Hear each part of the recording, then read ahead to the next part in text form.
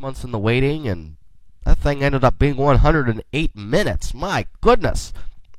I gotta tell you, I did not intend for it to be that big of an ordeal, but that's what happened. I just had a lot of stuff that I wanted to put into it, and you look at that episode, and a big chunk of it, the majority of it, was that episode we engaged that day, and that episode, and it was huge, and I gotta tell you something. A lot of times with podcasts, I'll look at the duration of a podcast, and I'll freak out and go, my goodness, that's so much audio, and it takes a long time to get through it. But it just kind of got out of my hands last time. Thankfully, you don't have to get it right down to 30 minutes or get it right down to a 60-minute time slot like they have to do in the world of commercialized broadcasting and all that sort of thing. Here on the internet, we get to roam free, and we can ramble on for 108 minutes, no matter how much stuttering it really is, and all that sort of thing. So anyway, it's a 4th episode of Stuttering, and welcome, folks. And I have to tell you, I'm a little bit curious about what was going on there at the bridge, but time will tell, I suppose. Anyway, boy, you should have heard me when I woke up. My voice was pretty low. I could do my, because I'm a little sick. Yeah, and because this stuff's going around. I'm out here in space in the Star Trek universe, way beyond the galaxy of Earth, but it still resides. You know what I'm saying? But anyway, my voice is so low this morning. I could have done my movie trailer voice. Let me see if I can do my movie trailer voice for you. I'll do the trailer for like the new movie or something. Hold on. This May, J.J. Abrams. I can't do it. It's not as good. You should have heard me this morning. It was crazy. I always can do a good Spock impression when my voice is low, but I can't do a very good one when it's not. However, I can always do my William Shatner. Anyway, thank God it hasn't been 6 months since the last episode. It was only a couple weeks. I intended for this to come out exactly 1 week after, but I don't think I'm going to set standards for myself like that. I think I'm just going to, I'm just chilling out here in the galaxy, and whenever I feel like it, I'll make something. But the ideal would be a weekly thing, but I don't know how realistic that is. I just got so much going on, which is absolutely nothing. Just sitting on the bridge and sitting in the ship, but you know how that can be. A lot of adventures to partake.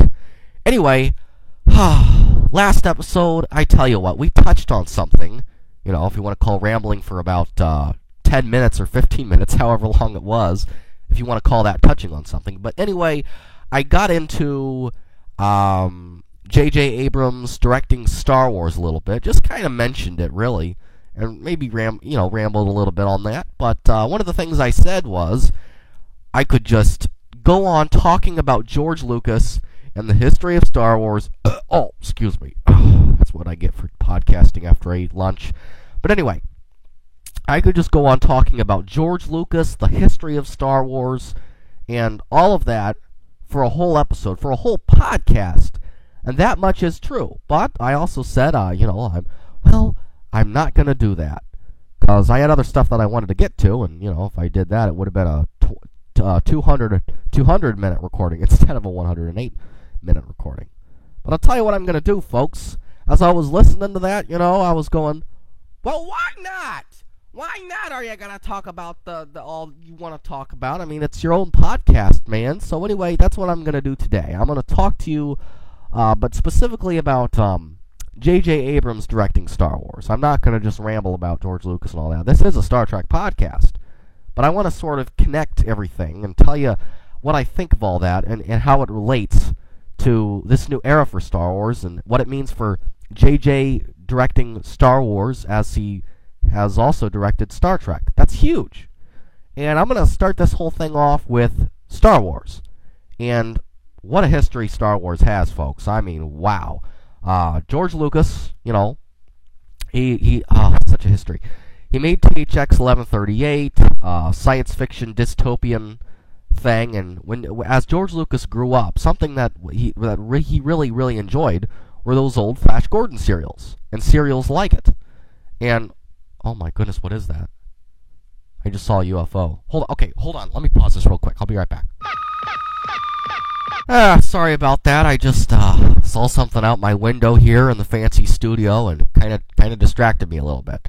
Oh, by the way, I'm in a soundproofed studio here. Would you like to hear what it sounds like without all the nice filtering out of the soundproofedness? Okay, Mary, turn off the soundproofness. Oh my goodness! All right, turn it off. Wow, really makes a difference. Anyway, Flash Gordon, those old serials, comic books. George Lucas was really into that stuff as a kid, right? So in his adult years, it was sort of swimming around in his head, him being an independent filmmaker and breaking into Hollywood and hanging out with all his hippie friends. These ideas were circling in his mind, just images, concepts, feelings that he wanted to evoke in a future project. So anyway, and for the time being, he made THX 1138, dystopian science fiction feature-length film based on his student film, which Irvin Kershner, who directed Empire, of course, really liked that. You hear him talking about how well, George had. Oh, did I just try to do an impression of Irvin Kershner? I'm gonna cut that out. That was so bad. Let me try this again here.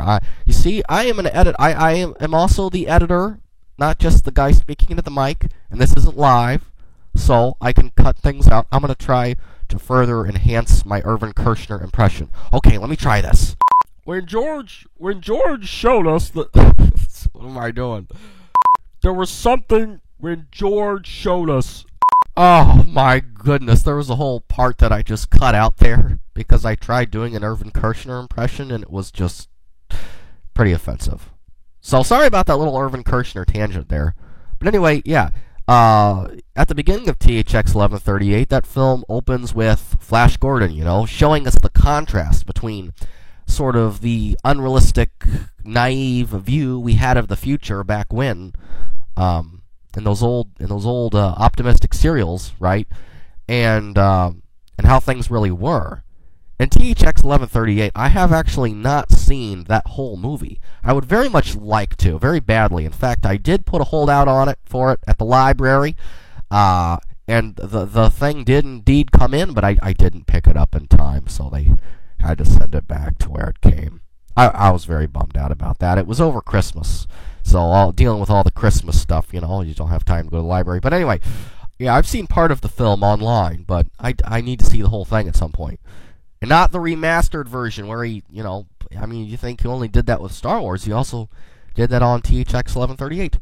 After that, the movie was not financially successful. There was all these filmmakers that were lined up to break into Hollywood to be part of the film industry. A part of American Zoetrope, and THX 1138 was the first film that they did through that, which was Francis Ford Coppola's thing, as he was bringing up all these filmmakers, including Lucas, mainly Lucas. Francis Coppola and Lucas were kind of a duo, and American Zoetrope, I think, had to shut down because THX 1138 flopped miserably because it was an art film. It was such a piece of art. And let me tell you something about George Lucas. The guy he's not made to make mainstream movies. And it's the ultimate irony because a guy who was completely non-commercial was completely thrusted into that world when he combined the thoughts and brilliance. Like, okay, let me explain it this way. I'm jumping the narrative here, how I'm talking about everything. But you look at Star Wars, right? You've got the laser guns, did I just call them laser guns? Oh boy. Okay. You've got the blasters, you've got Darth Vader, you've got the lightsaber duels. Oh yeah, the lightsabers, they're the big thing.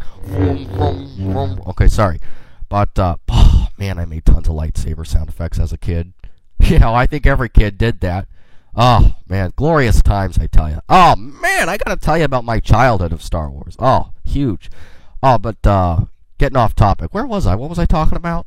Oh yeah, so you've got all of the elements in Star Wars, the action, the gimmicks, that sort of thing.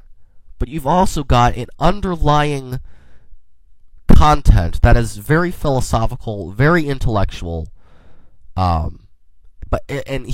Lucas, I think, brilliantly combined